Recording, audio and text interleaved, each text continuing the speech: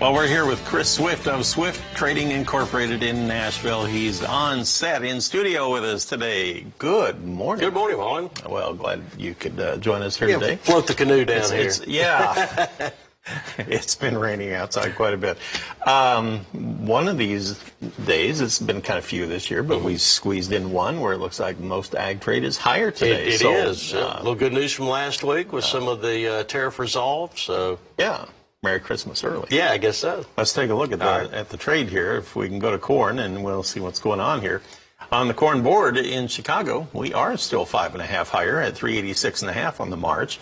That would put us still about about a penny and a half or so off of our high of the day, or the overnight trade as you compare to look at it here. We have July now up a nickel on the soybean trade.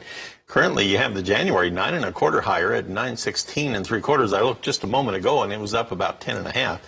Let's look at that wheat. And in Chicago, March wheat, we're now 14 higher. Look at it go, 546.5. Once again, kind of taking the baton and running here with the grain complex. On the Kansas City market right now, similar action. We're 14 higher on the March at 456 3/4. By the way, July new crop wheat, well, it's up 14 as well. Minneapolis March wheat now up 10 3/4 at, let's see, what is that? That is 536.5. All right, Chris, let's take a look at this stuff on the grain side. Everything higher. Yes. Everything seems to be in a good mood here today. Now, I did see a news story a little bit ago where apparently a couple Chinese officials have been expelled from their Chinese I did see embassy. that. Yeah. I don't know if that is exactly the way to smooth the road for a phase one China trade deal, but everything's higher anyway. Well, at least we keep everything on the level now. So. I guess. I'm kind of surprised the trade's not really reacting to that. I think that everybody is so excited that a trade deal is being done that they could really care less about much of anything of the nuances that may go on with it. But getting the resolve was a big issue. It allows us to open our markets back up to free trade again. We should be able to participate now. We've noticed that our dollar has started to go a little bit lower against the major currencies. So it may not be too long before the U.S. is back into some kind of exporting ability. There's something that, we were discussing off air, and we actually have a graphic about a report that came out here about a week ago. It's called Prevented Acreage in the U.S. Here it is.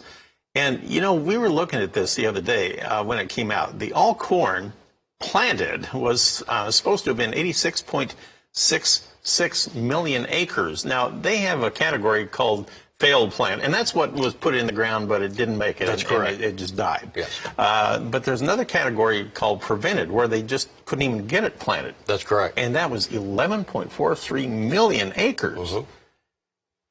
That's a lot, and we still have up to 2 billion bushels of corn standing in the field yet. What do you make of that particular graphic there? Well, I'm not real sure because we saw it last Wednesday when it came out, and it came out with no flare whatsoever. It was like 2 or 3 o'clock in the afternoon. It just showed up on my news screen, and I have asked about several different things, and I was under the impression we were somewhere between 91 million acres of corn being planted this year. We didn't get it all out, so that might have been the 86 million, and now they're telling us we got another almost 12 million that just isn't going to be anywhere to be seen this year. So I was anxious to see why the trade did not, pertain to that too awful much as some kind of friendly news, or whether I'm just looking at it backwards and maybe these numbers are already very well into the market and I'm just way behind. If we can bring that graphic back up one more time, I wanted to point something else on there. The soybean number, prevented planted acreage of soybeans, almost 4.5 million acres. That's a lot. That was very unusual too. And we'll follow up on that. We'll come back here in a moment and we'll talk more with Chris Swift, and we'll take a look at our livestock trade and maybe how this all ties together when we come back.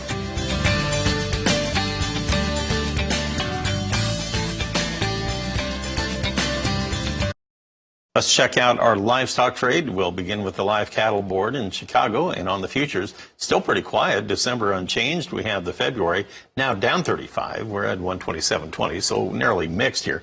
On the feeder cattle market, we currently have the nearby contract here. Let's switch over to feeders if we could.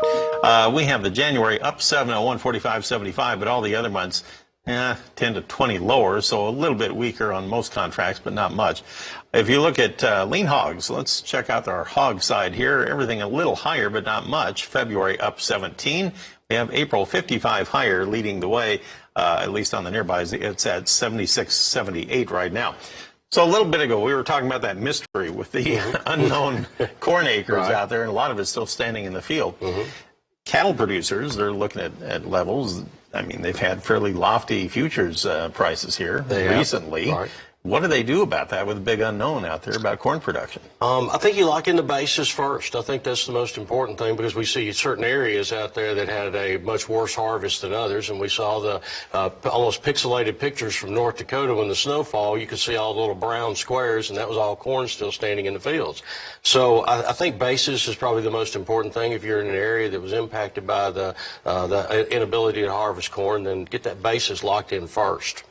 You made an interesting comment right before we came on the set here, that you said Brazil is actually buying corn from Argentina. 200,000 tons last week.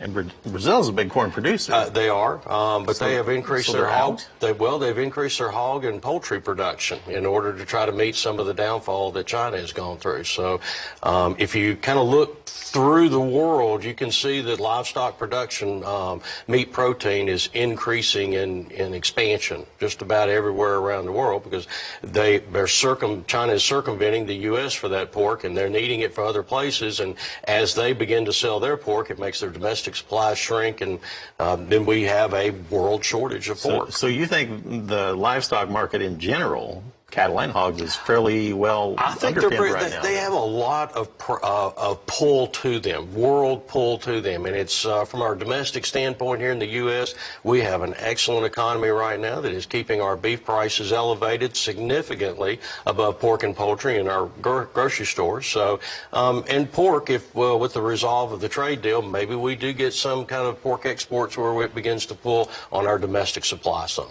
Wow, interesting stuff. Thanks for coming in. Absolutely. Pleasure. Very much.